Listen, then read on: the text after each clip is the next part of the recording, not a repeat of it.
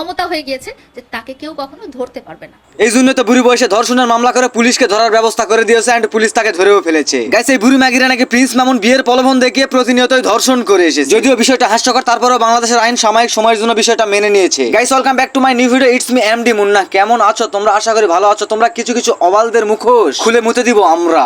आइए देखते हैं मजा आएगा। গাইস প্রিন্স মামুন এই বুড়ি বয়স্ক দাদিমারা যে বিয়ের প্রলোভন দেখে প্রতিনিয়ত ধর্ষণ করে এসেছে, এটা তোমরা মেনে নিতে পারলেও আমি মেনে নিতে পারছি না। আর সবচেয়ে বড় কথা, লায়লা কিভাবে এই অভিযোগটা দিয়ে প্রিন্স মামুনের উপর মামলা করতে পারে যে প্রিন্স মামুন আমাকে বিয়ের প্রলোভন দেখে প্রতিনিয়ত ধর্ষণ করে এসেছে। ধর্ষণ কাকে বলে? যদি কোনো একটা মেয়ের মনের বিরুদ্ধে তার সাথে ফিজিক্যালি সম্পর্ক করা হয় তাহলে সেটাকে ধর্ষণ বলে। আমার মাথায় একটা জিনিস ঢুকতেছে না যে তোমরা একই ছাদের নিচে 2-3 বছর ধরে বসবাস করতেছো, অথচ এখন তোমাদের মাঝে বিচ্ছেদ হয়েছে, দাদিমা তুমি এসে ধর্ষণের মামলা দিচ্ছ। লায়লা দাদিমা, তুমি কি নষ্ট গাছের শ্রেষ্ঠ পাতা সেবন করো?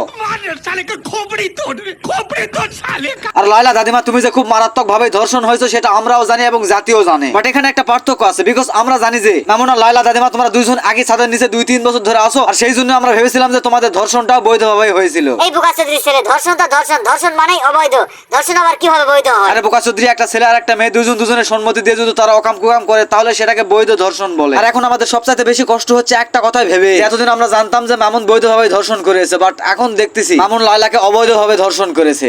अच्छा দেখো, এখানে প্রথম আলোর পত্রিকায় একটা নিউজ ছাপানো হয়েছে যেখানে বলা হয়েছে, এজাহারে লায়লা আরো বলেন 2022 সালের 7 জানুয়ারি মামুন তার মাকে সঙ্গে নিয়ে লায়লার বাসায় বসবাস করতে থাকে। ওই দিন থেকে মামুন বাসায় লায়লার সঙ্গে একই কক্ষে থাকতে শুরু করেন। বিয়ের প্রলোভন দেখিয়ে লায়লার ইচ্ছার বিরুদ্ধে একাধিকবার শারীরিক সম্পর্ক স্থাপন করেন। মানে লায়লা যখন মামলা করতে যায় তখন লায়লা এটাই বুঝাইতে চাইছিল যে প্রিন্স মামুন ও প্রিন্স মামুনের মা যেদিন থেকে লায়লার বাসায় উঠেন সেই দিন থেকে লায়লার ঘরে প্রিন্স মামুন থাকতে শুরু করেন এবং বিয়ের প্রলোভন দেখিয়ে ফিজিক্যালি সম্পর্ক করেন, সেটাও আবার লায়লার মনের বিরুদ্ধে।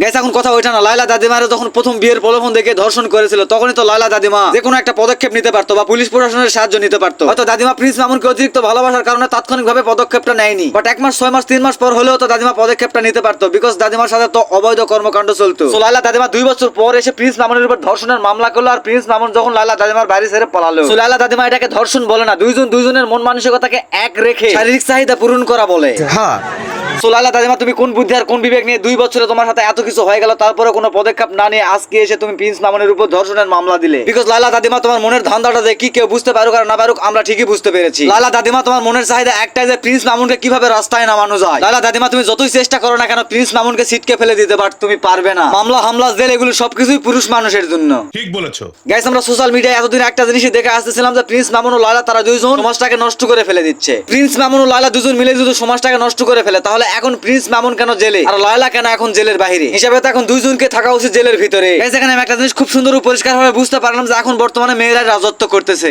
ঠিক বলেছো। লায়লা দাদিমার ভন্ডামের মুখে ইনশাআল্লাহ বাংলাদেশের সকল পাবলিক মুতে দিবে। গাইস, আমি তোমাদের কাছে একটা কথা জানতে চাই, একটা ছেলে আর একটা মেয়ে যদি দুজনকে সম্মতি দিয়ে তারা ফিজিক্যালি সম্পর্ক করে তাহলে কি সেটাকে ধর্ষণ বলে? সো আজকের ভিডিওটা এখানে শেষ করে দিচ্ছি। ভিডিওটা যদি ভালো অবশ্যই লাইক কমেন্ট শেয়ার এন্ড চ্যানেলটা সাবস্ক্রাইব করে আমার পাশে থাকো, আর ফেসবুক থেকে দেখলে অবশ্যই পেজটা ফলো করে রাখো। থ্যাংক ইউ, সবাই ভালো থেকো। আবার দেখা হবে অন্য কোনো একটা ভিডিওতে কোনো একটা অবালকে নিয়ে।